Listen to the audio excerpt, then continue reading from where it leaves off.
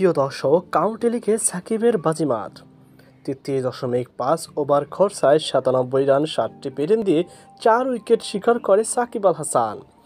প্রিয় দর্শক, বর্তমানে বাংলাদেশের সাকিব আল হাসান তিনি রয়েছে ইংল্যান্ডে।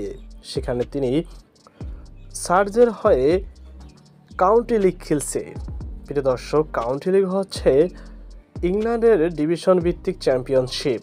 তো প্রিয় দর্শক, সেই ম্যাচে সার্জের হয়ে সাকিব বোলিং করে এবং 33.5 ওভারেই 4 উইকেট শিকার করে।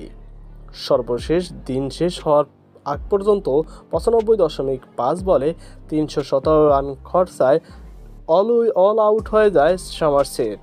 তো প্রিয় দর্শক, আজকে দেখা যাবে সাকিবের সার্জের ব্যাটিং তাণ্ডব।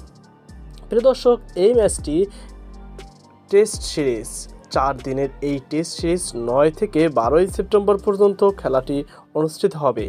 প্রিয় দর্শক, এই এক ম্যাচ খেলার উদ্দেশ্যেই সাকিব পাড়ি জমিয়েছে কাউন্টি লিগ খেলতে।